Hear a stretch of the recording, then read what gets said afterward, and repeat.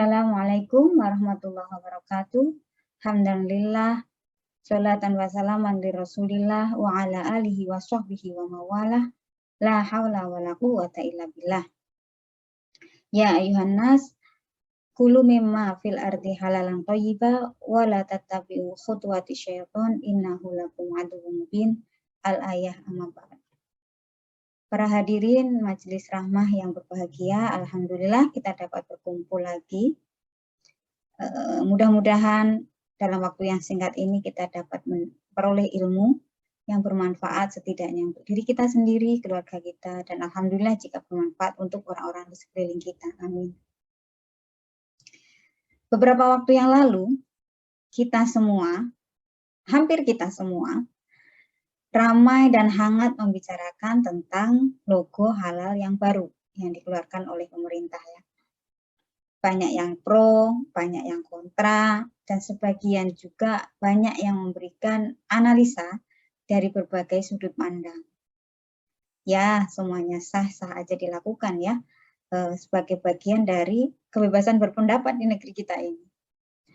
Tetapi lebih daripada itu, mari kita berharap mudah-mudahan dengan hangatnya pembicaraan itu semakin meningkat pula kesadaran kita, awareness kita akan pentingnya memastikan status kehalalan produk dari produk-produk yang kita konsumsi sehari-hari.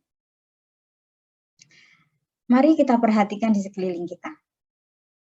Katakan saat ini lagi booming wisata kuliner gitu ya.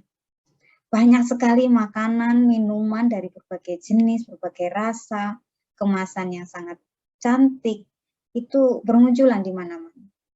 Baik yang impor maupun yang lokal, baik yang dari perusahaan besar maupun UMKM. Itu seperti mengepung kita ya, berebut untuk menarik perhatian kita. Tidak sedikit tentunya dari kita yang tertarik untuk mencobanya. Ikut antri, apalagi yang lagi viral ya di sosial media dan sebagainya.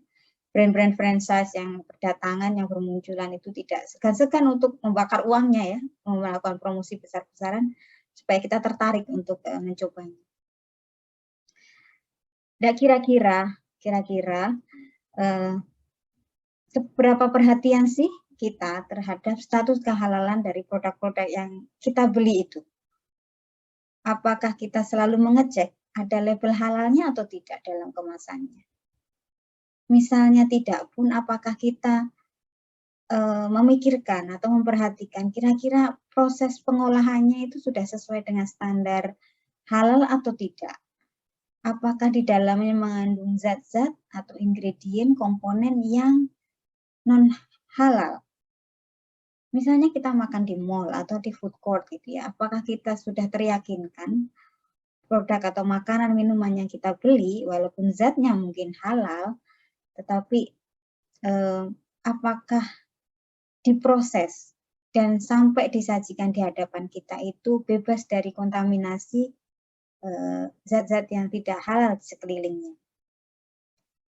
Dan lebih luas lagi, apakah kita selalu berpikir bahwa harta yang kita pakai untuk membelanjakan produk-produk tersebut adalah harta yang halal dan thayyib. Seandainya kita memahami atau meresapi ya hikmah-hikmah yang diberikan oleh Allah Subhanahu wa taala dari perilaku kita yang selalu memastikan status kehalalan produk, mungkin kita akan semakin memperhatikan apa yang kita masukkan dalam tubuh kita sehari-hari. Yang pertama, insya Allah kalau kita selalu memakan makanan yang halal dan thayyib, kita akan jauh dari murka Allah, dekat dengan ridho dan keberkahan yang dijanjikan oleh Allah Subhanahu wa taala. Nabi SAW pernah bersabda bahwasanya apapun dalam tubuh kita yang tumbuh dari makanan yang haram, maka yang layak baginya adalah api neraka. Sampai sedemikiannya, sehingga pernah Khalifah Utsman bin Affan gitu ya, berusaha mengeluarkan makanan-makanan yang sudah dia telan gitu, karena dia tidak yakin itu tadi berasal dari mana makanannya. Hikmah lainnya adalah hati kita menjadi lebih lembut hati kita menjadi lebih mudah untuk menerima nasihat-nasihat kebaikan, menerima hidayah-hidayah kebaikan. Nabi pernah berwasiat kepada Sayyidina Ali, wahai Ali, jika orang memakan makanan yang haram, maka hatinya itu menjadi mati.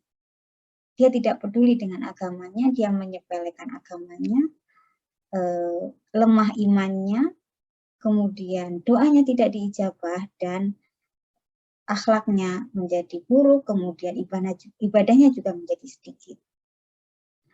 Bicara mengenai doa yang diijabah, Nabi juga pernah menceritakan sebuah kisah ya. Sebuah kisah seorang laki-laki yang pulang dari perjalanan jauh, badannya kusut masai, rambutnya nggak karu-karuan gitu ya, berdebu dan sebagainya. Dia menengadahkan tangannya di tengah jalan, di pinggir jalan. Ya Rob, bagaimana mungkin? Makanannya berasal dari yang haram, minumannya haram, pakaiannya dari harta yang haram, dan dia diberi makan makanan yang haram. Bagaimana mungkin Allah akan mengabulkan doa-doa? Jadi introspeksi ya buat diri kita sendiri. Ketika kita sudah berusaha maksimal, kemudian kita berdoa siang dan malam untuk cita-cita yang kita harapkan, kemudian Allah masih menunda atau tidak mengabulkan doa-doa kita, maka kita juga pantas untuk bertanya, jangan-jangan ada faktor dari makanan, minuman, atau harta yang tidak halal, tidak thayyib yang masuk dalam tubuh kita maupun dalam tubuh keluarga kita. Kita pantas untuk bertanya-tanya, barangkali ada faktor, salah satunya di sana. Ketika kita memakan makanan yang halal dan thayyib, kita juga berharap bahwa tubuh kita meregenerasi sel-sel yang baik pula, sehingga badan kita menjadi lebih sehat, badan kita menjadi lebih bugar dan kuat untuk melakukan ibadah-ibadah bermanfaat untuk orang banyak. Sebaliknya, jika tubuh kita memakan makanan yang haram dan tidak thayyib, maka dikhawatirkan tubuh kita menjadi rentan terhadap penyakit-penyakit tertentu, dan kemudian kita menjadi mudah sakit dan mendapatkan penyakit dalam jangka waktu yang lama. Sehingga kalau suatu saat nih ya kita sakit, atau keluarga kita ada yang sakit, anak kita sakit, kita pantas juga bertanya, tadi makan apa nak? Tadi saya makan apa? Atau makanan saya selama ini bagaimana sih sehingga saya menjadi sakit, sehingga saya punya penyakit ini? Barangkali ada faktor makanan yang salah yang kita makan selama ini. Ya seperti peribahasa bilang, you are what you eat. Seperti itu ya.